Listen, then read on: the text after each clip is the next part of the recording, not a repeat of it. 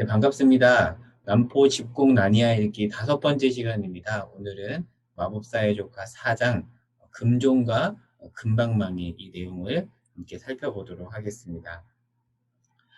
네, 읽기 모임 흐름 기억나시죠? 1단계, 2단계, 3단계, 4단계, 그리고 5단계, 마지막으로 보너스 트랙 이 순서로 오늘도 동일하게 진행하도록 하겠습니다. 네, 1단계입니다. 1단계는 간단하게 다시 이야기하기 시간을 통해서 한번 기억을 되살려보고 한번 정리해보는 그런 시간인데요.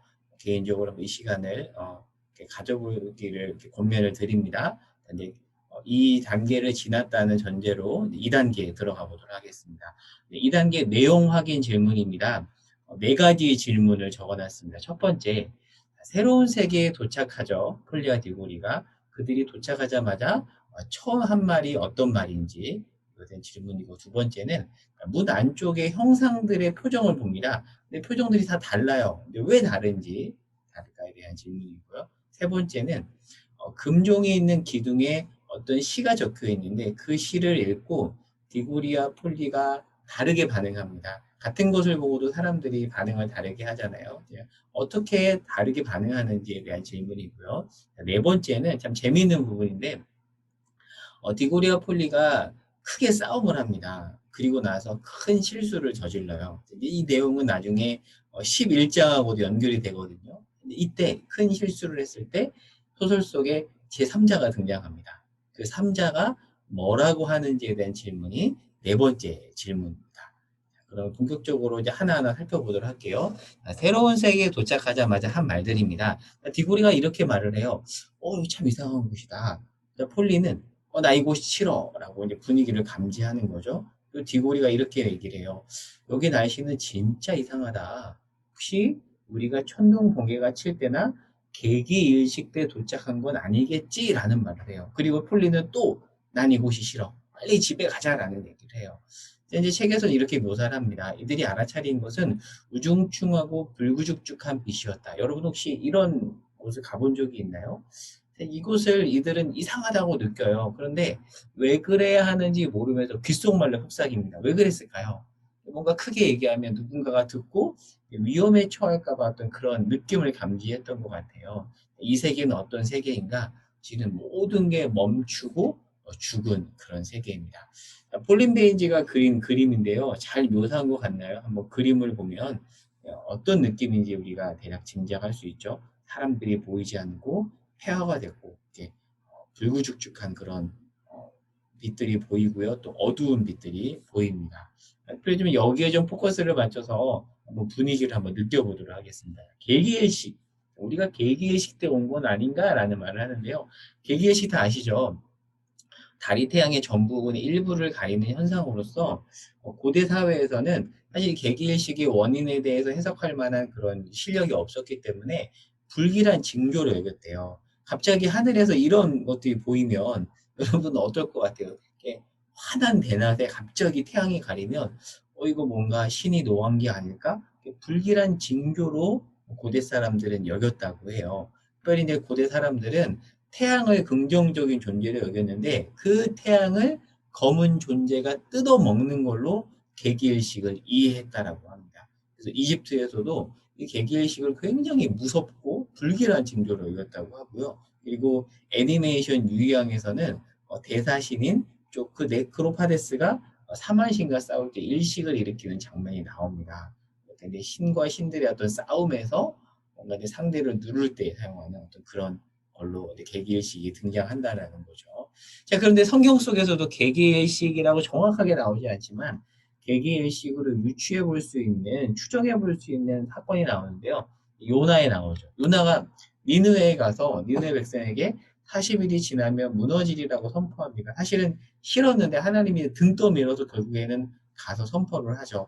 그런데 놀랍게도 니느웨 백성들이, 이 금왕무도한 니느웨 백성들이 즉각적으로 반응을 합니다. 회개합니다.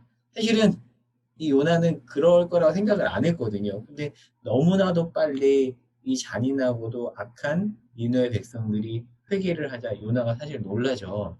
그렇다면 대체 어떤 일이 있었길래 이렇게 니느웨 백성들이 빨리 회개했을까? 이건 이제 추정인데요.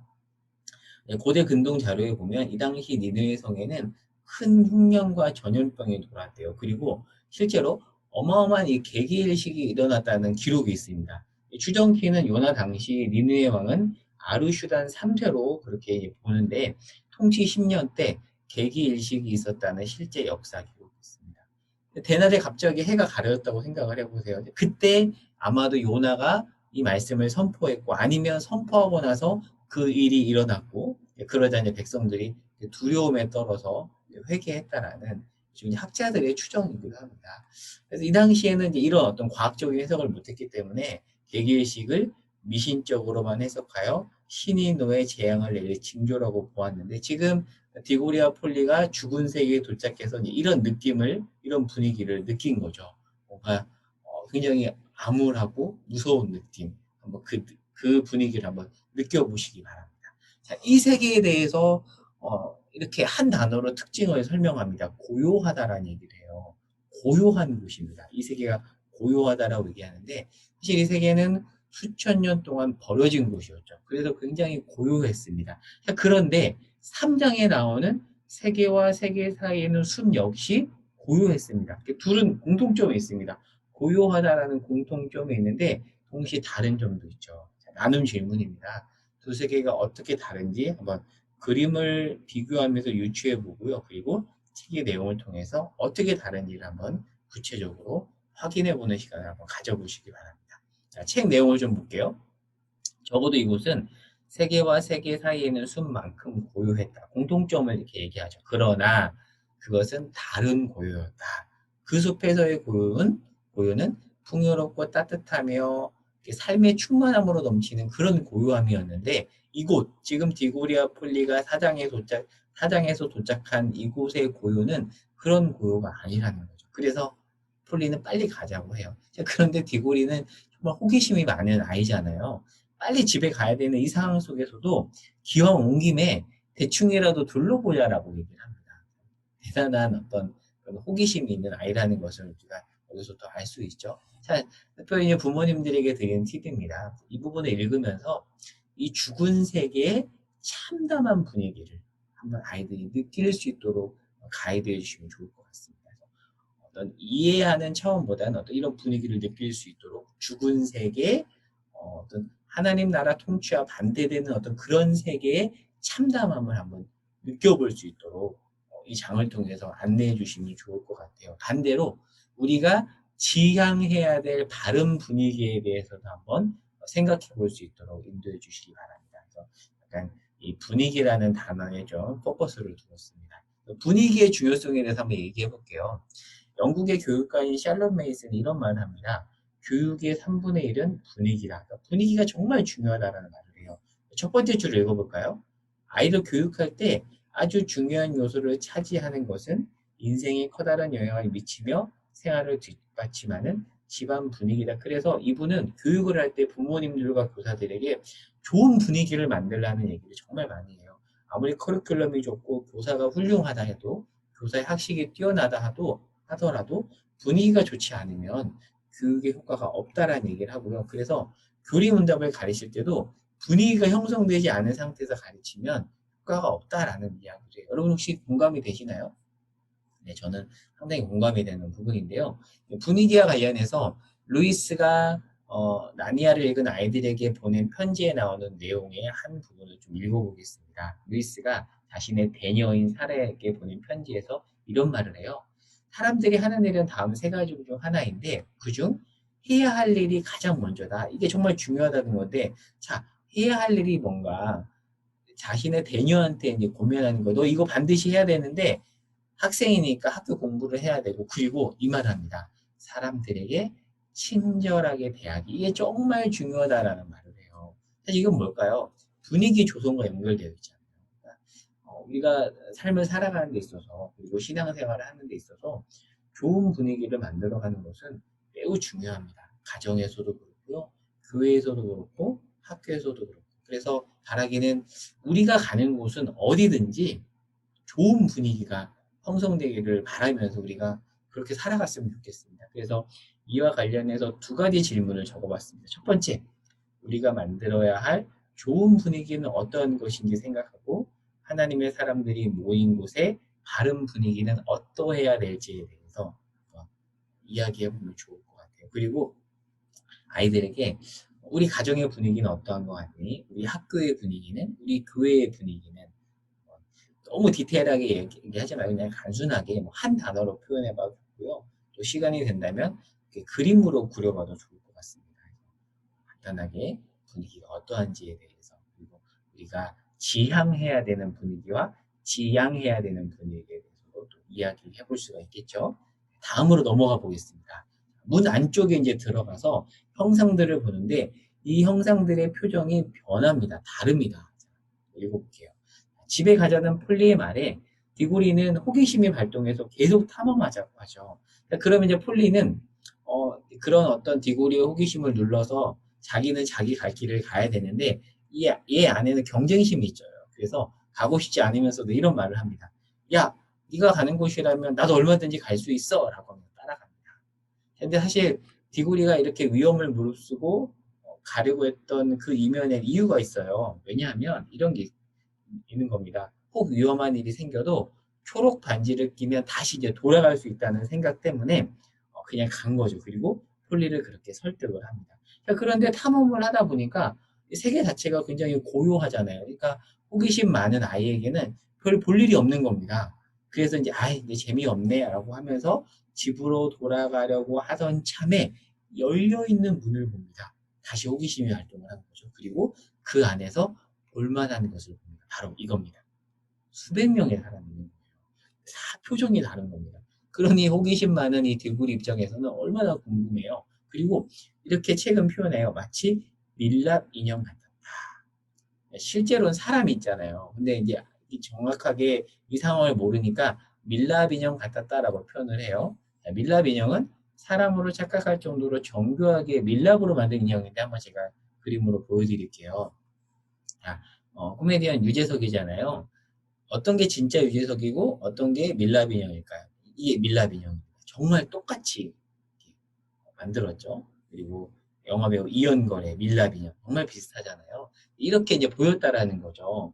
실제 사람인데 밀랍 인형처럼 보였다라고 이야기합니다. 자, 지금까지 디고리가 주도해 탐험을 했는데 폴리는 집에 빨리 가고 싶었죠. 그런데 이 문 안쪽에 있는 사람들을 보자 폴리의 태도가 변합니다.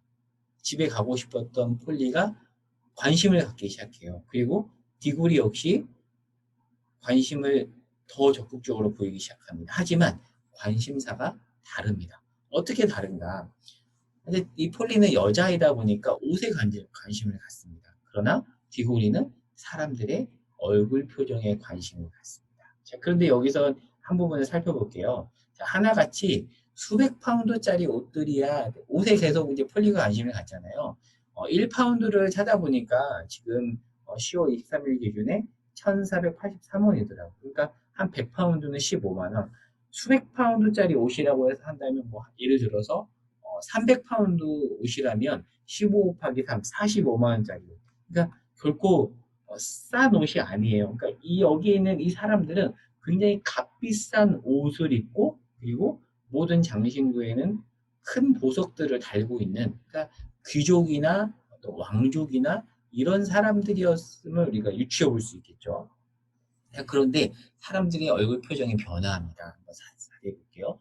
품위 있고 친절하고 지혜로워 보였고 잘생긴 종족에서 엄숙하고 보면 행동을 조심해야겠다는 생각이 들게 한 얼굴, 그리고 방 중간에 마음에 들지 않는 얼굴도 있고요. 그리고 조금씩 나아갈수록 잔인한 얼굴이 보입니다. 행복한 표정은 하나도 없어요.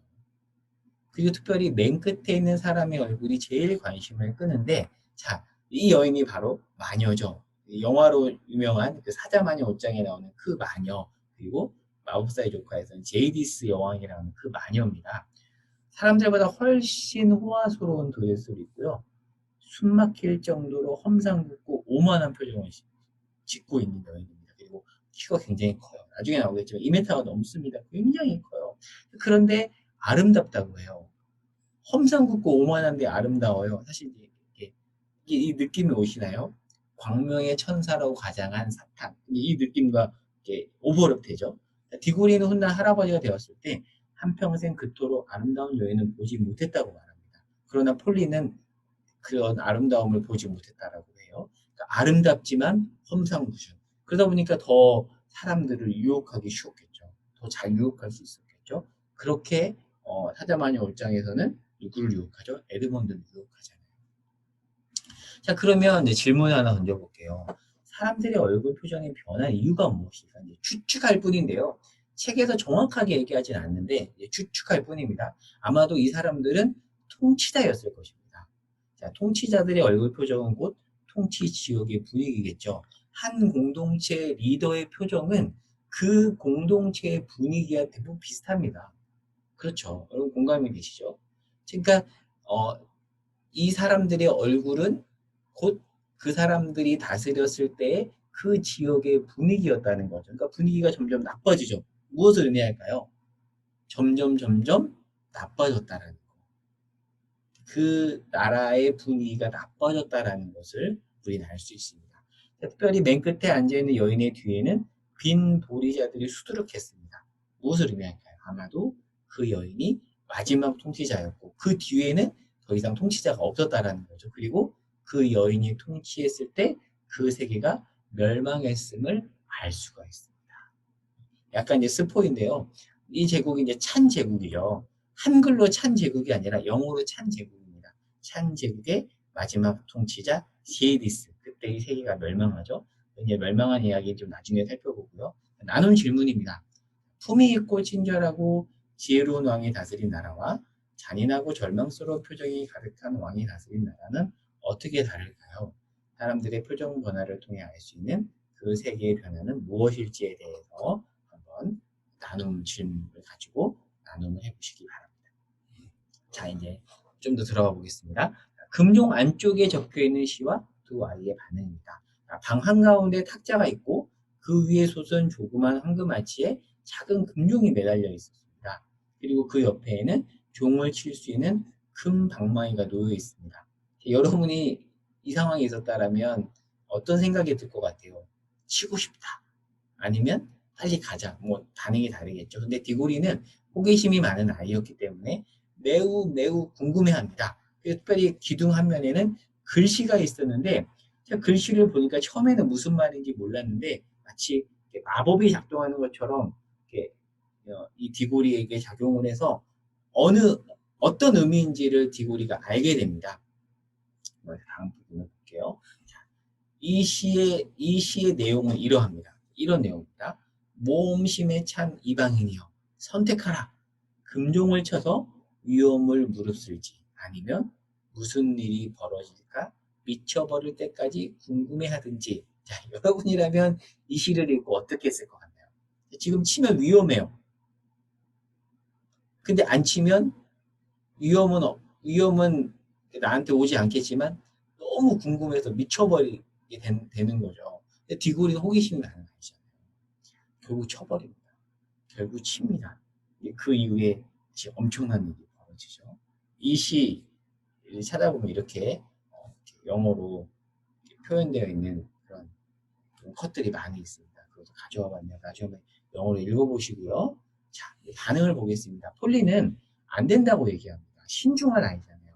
위험한 짓은 하면 안 돼. 근데 디고리는 쓸데없는 짓이 아니야. 그만둘 수 없어. 조종을 치면 무슨 일이 일어났을까 두고두고 궁금해할 거란 말이야. 나는 만약에 안 치면 그냥 너무 궁금해서 궁금증을 떨쳐버릴 수 없어서 미치광이가 되어 집으로 돌아갈 것 같아. 안 돼. 쳐야 돼. 라고 합니다. 둘이 막 티격태격해요. 그러자 막 디고리가 폴리를 여자애라고 막 무시합니다. 여자애가 뭘 알아? 막 이런 식으로 하자 둘이 이제 심하게 싸우는 거죠. 뭐? 여자애라고? 어떻게 그렇게 말할 수 있어? 막 싸웁니다.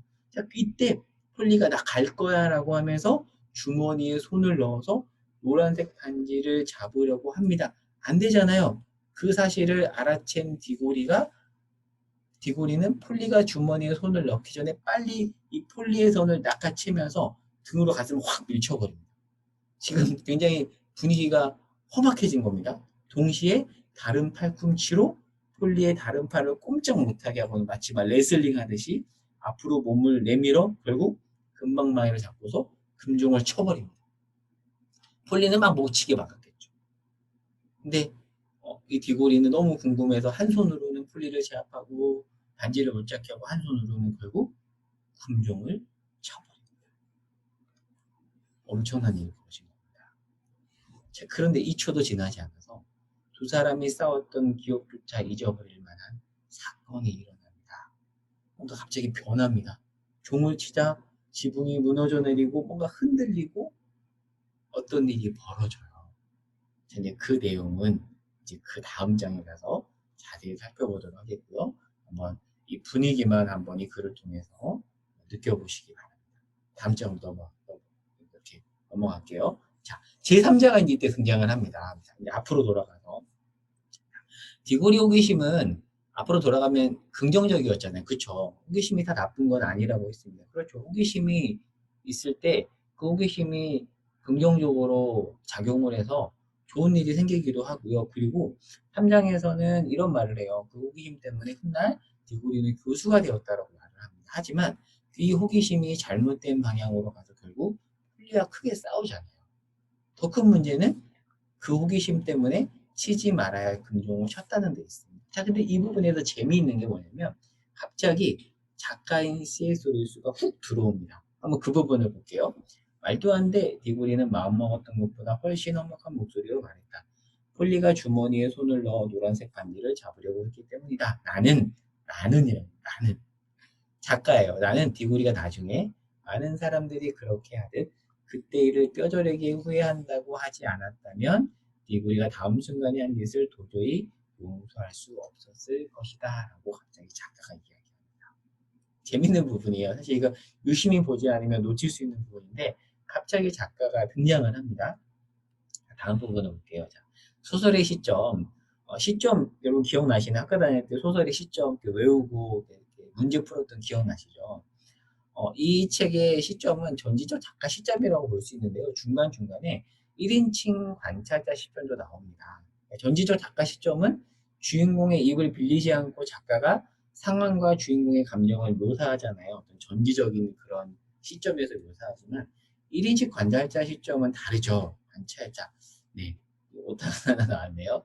관찰자 시점은 그렇지 않습니다. 근데 난이한적이 곳곳에서 작가가 나로 등장을 합니다. 그래서 읽다가 한번 이 부분을 찾아보세요. 자, 나눈 질문인데요. 둘의 싸움을 한번 관찰해 보시고요. 뭐 이것은 집에 자녀들과 여러 명 있다면 한번 각자에게 한번 물어보면 좋을 것 같아요. 너는 누가 잘못했다고 생각하니? 사실 남자아이들과 여자아이들 각각 반응이 다릅니다. 한번 물어보세요. 너는 누가 잘못했다고 생각하니? 재미있는 토론 주제가 될 수 있습니다. 자, 부모님들께 드린 팁입니다. 작가가 이 행동에 대해 판별을 내리는 부분이 11장에 나와요. 11장. 이 부분은 조금 이따가 4단계에서 간략하게 볼게요. 이 부분 나중에 생각해보고 먼저 여러분의 생각을 자유롭게 나누어 보세요. 아마 사람마다 다를 겁니다. 자유롭게 토론해 보세요. 이 질문을 던지면서 아이들에게 던져주세요. 재미있는 토론이 될 것 같습니다. 자, 이제 4단계로 넘어가 보겠습니다. 디고리가 잘못을 했잖아요. 그리고 나중에 디고리가 회개합니다. 잘못했다라고 시인을 해요. 읽어볼게요. 디고리가 폴리와 티격태격 하다가 디고리가 소리를 치고 결국 손찌검까지 해요. 결국 종을 치죠. 이에 관해 작가가 개입해서 디고리가 잘못했다고 하죠. 실제 디고리는 잘못했습니다.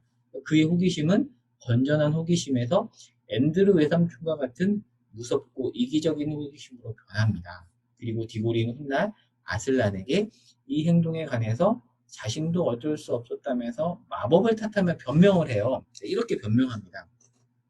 그 종 밑에 적혀있던 그게 저한테 마법을 건 것 같아요. 사실은 자기가 호기심이 생겨서 자기가 잘못한 건데 뭔가가 있어서 내가 이렇게 한 것 같아요. 변명을 해요. 그러자 아슬란이 여전히 아주 낮고 굵은 목소리 이렇게 물어. 정말이냐? 아니라는 걸 아슬란도 아는 거죠. 그러자 이 디고리가 움찔했던 것 같아요. 아니요. 이젠 그렇지 않다는 걸 알겠어요. 그냥 마법에 걸린 척 했을 뿐이에요. 그리고 긴 침묵이 흐릅니다.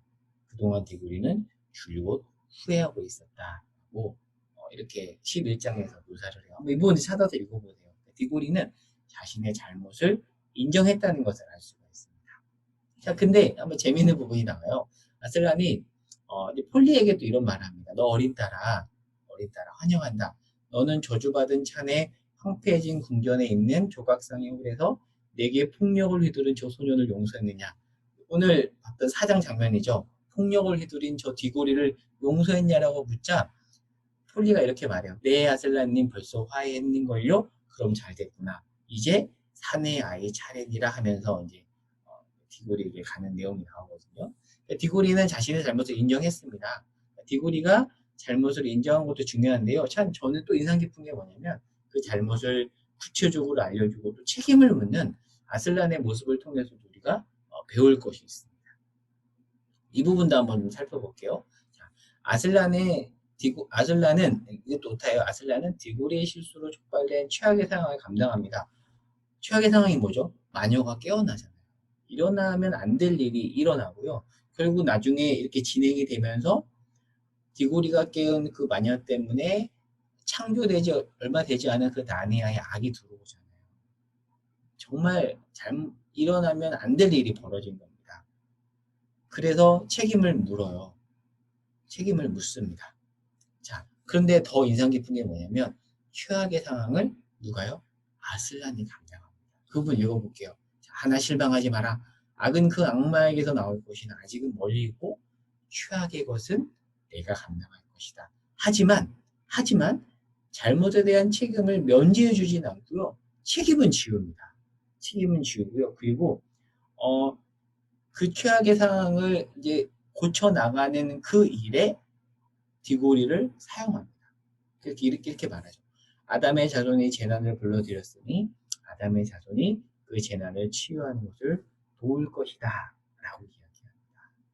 참 인상 깊지 않나요? 그래서 특별히 제가 생각한 것은 이겁니다. 특별히 부모님들이 이 강의를 들으신다면 부모님이 배울 점을 한번 아슬란을 통해서 한번 찾아보고요. 자녀들은 내가 배울 점을 한번 디고리에게 한번 찾아보면 좋을 것 같아요. 잘못을 인정하고 회개하는 장면이요. 자, 구체적으로 좀 성경과 연결해 보겠습니다. 특별히 갈라디아서 2장 11절에서 14절 내용인데요. 한번 나중에 이 부분을 자세히 읽어보세요. 제가 간략하게 설명을 해보겠습니다. 이방인 중심의 안디옥 교회에 유대인 중심의 예루살렘 교회 지도자인 베드로가 옵니다. 베드로가 와서 베드로는 유대인이에요. 근데 이방인 지역에 세워진 이 교회에 와서 이방인들과 아주 자연스럽게 식사를 해요. 자, 그런데 그곳에 유대인들이 와요. 그러자 베드로가 할례자들, 유대인이죠. 그들을 두려워해서 식사를 하다가 갑자기 떠요. 왜 이랬을까요? 사실 유대인들은 이방인들과 식사를 하지 않았거든요. 그게 잘못했다고 생각하고 하지 않았지만 그런데 예수님은 이제 그러한 너희들의 그 규약은 틀렸어. 이제 무너뜨려라고 해서 베드로도 그것을 인정하고 그래서 자연스럽게 베드로는 유대인이지만 이방인과 식사를 한 겁니다. 자, 그런데 유대인이 오자 갑자기 그 자리를 떠버린 겁니다. 큰 실수를 저지른 거죠. 자, 이 부분 읽어볼게요. 이미 예수님의 죽으심과 부활로 이방인과 유대인의 식탁 교제는 가능한 것이 되었음에도 베드로는 지도자로서 가능하지 않은 것처럼 보여준 겁니다. 큰 실수를 한 겁니다. 마치 디고리처럼. 베드로는 지도자예요. 팔로워가 아니고 리더입니다. 리더의 말과 행동은 더 큰 영향을 주잖아요. 그리고 말씀해 보면 그의 행동이 위선적 행동이라고 얘기합니다. 그리고 다른 사람에게도 영향을 줍니다. 그리고 갈라디아서는 외식했다라고 이야기를 합니다.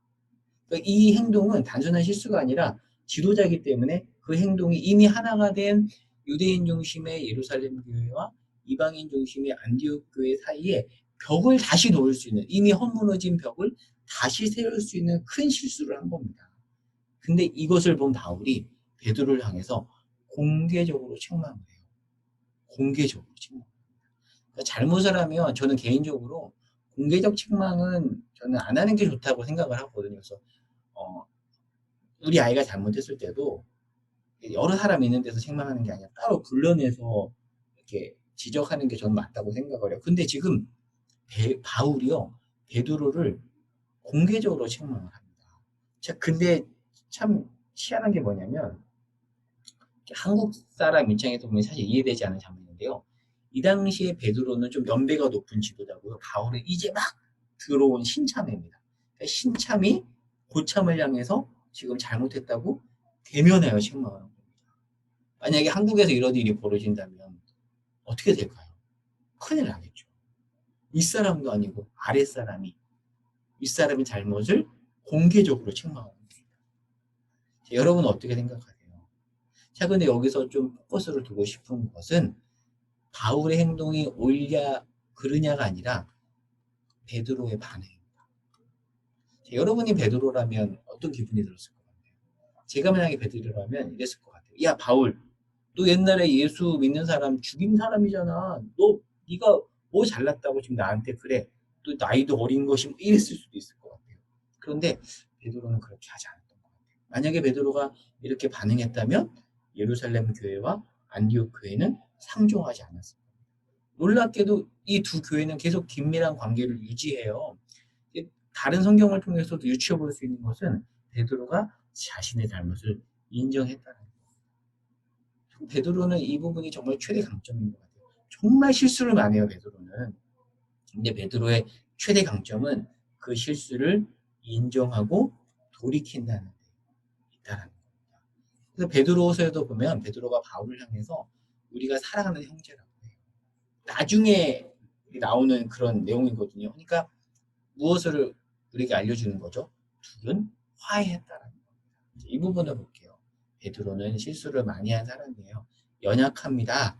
근데 그의 최대 강점은 돌이킨다는 게 있습니다. 디고리도 그렇죠. 디고리는 큰 실수를 범합니다. 그러나 돌이키죠.